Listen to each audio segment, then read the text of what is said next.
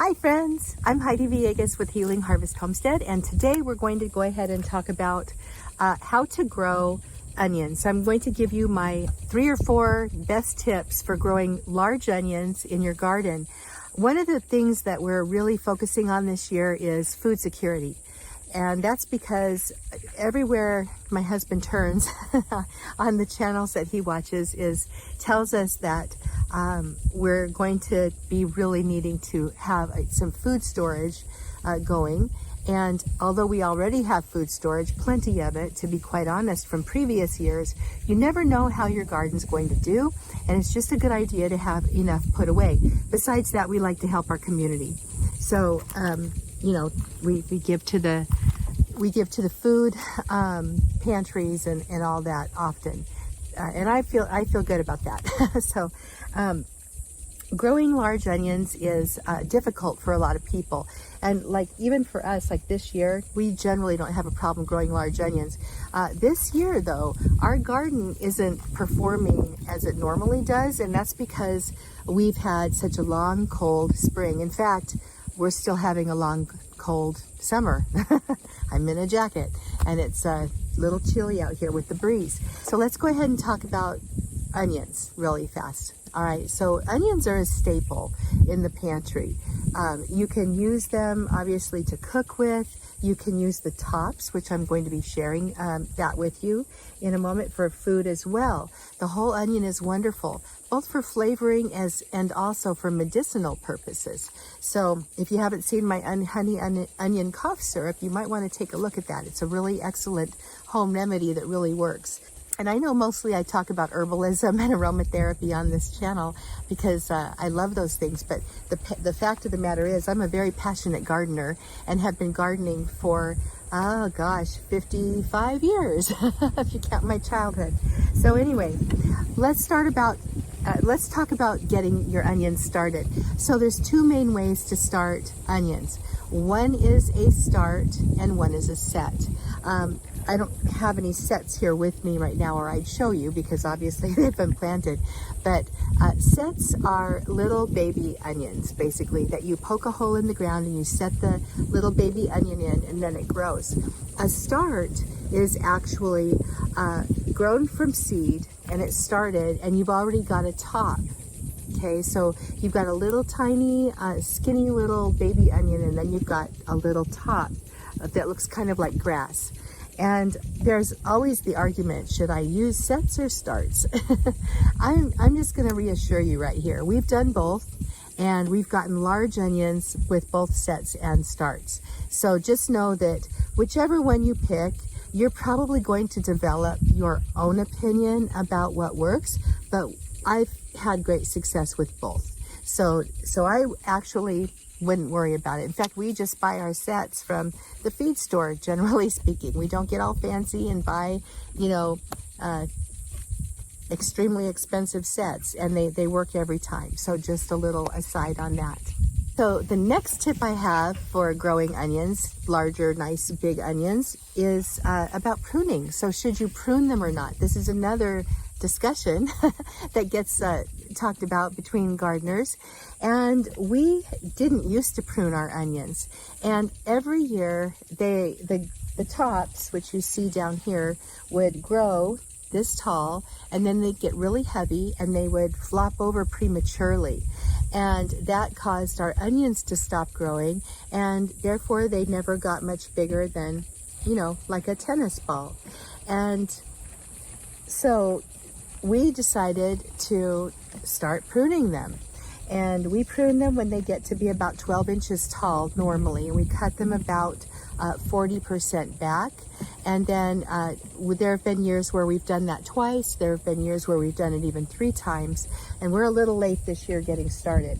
So my husband just came out this morning and trimmed this bed up, but he trimmed up, I don't know if you can see this, he probably took off about 9 inches off the top. What that does is it cuts back on the amount of stem that's flopping around, and it helps the onion just get stronger. If this green part isn't sucking up all of the energy, guess where that energy is going? it's going into the onion bulb. Okay, so that's why you do want to prune your onions, and if you have to do it a couple of times during the season, that's fine. It's not a big deal. Now, to go ahead and prune your onions, I've got another bed over here that still has onions that I need to go take care of, but you just lop them off at the amount you want. Some people say you should cut them off 6 inches from the top of the onion. We're a little more generous. We go about 8 or 9, 10 inches even sometimes, especially with more mature onions like this. To prune or not to prune, we say to prune. And by the way, when you get, here, let me go ahead and lop off some here. This is one that got missed a little bit. So here's a little bunch that came off of an onion. So you can see about how much I took off. And the thing about these is they taste like onions and they're edible. So you can dehydrate these and then you can powder them. You can make onion powder, or a lot of times we'll just leave them in bits or we'll crunch them up and flake them. But these are delicious in your cooking. So we don't like to waste any of this. This is food. This is food for us. So just wanted to mention that these are very, very, very usable and shouldn't be composted or thrown away because they're food. Tip number 3 is, when should you start pruning? So I've heard people say that you should start pruning when they're very, very young, and you just have the little wobbly tops. And I'm going to tell you that that's something that I disagree with. I think during the onion's growth stage, there's a reason for that green. It's bringing in the photosynthesis to the plant, which is giving the plant energy. So you do want to have, a decently green bunch of greens. And the other reason is that every single one of these leaves means that's a layer on the onion. So you want a lot of them, okay? And the more growth you allow it at the beginning, the more that you are able to create a larger onion and a more layered onion. So that's another reason why we don't prune too early. We generally wait until they're about at least 12 inches tall and sometimes taller. This summer kind of got away with us, away from us a little bit, so we're pruning a little bit later than what we would normally like. Tip number 4 is fertilizing.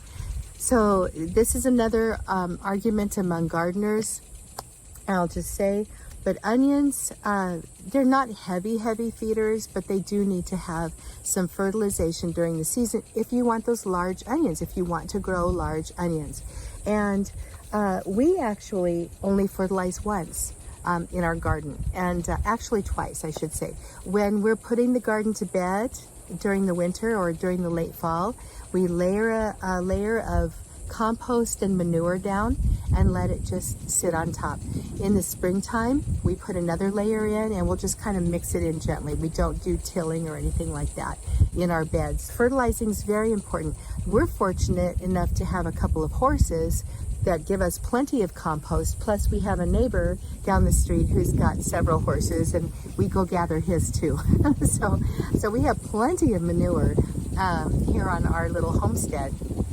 And we use it in our medicinal herb gardens. We use it everywhere. So that manure gets very well used. It's like gold to us. But if you don't have manure handy, you might need to feed your onions a couple of times during the season. And I would say, depending on your soil, if it's poor soil, more often, but I would say 3 to 4 weeks. And I would suggest fish emulsion. That's my favorite. It's natural. You can buy organic, and it is so good for your plants anyways. Growing like we're growing, it might be that you may not need to fertilize extra during the growing season. So those are my main 4 tips for growing large onions. Number 1 is sets or starts. You get to decide. Some people prefer sets, some people prefer starts. I actually prefer the sets, okay? Tip number 2, yes, you should prune your onion tops, definitely. Number 3, you need to prune them not too early and not too late. Here's the thing about that. I'm just going to say one more thing I think I forgot to say during that tip. If you get to if your onion tops get to the point where they're flopping at the neck, your onion's going to stop growing at that point, and you're going to get a smaller onion. It's just the nature of the beast. When that top starts flopping, what that's telling the onion bulb is that, okay, we're done growing, and that's it. So you don't want that. You want that onion to keep growing big. All right. Tip number 4, fertilizing.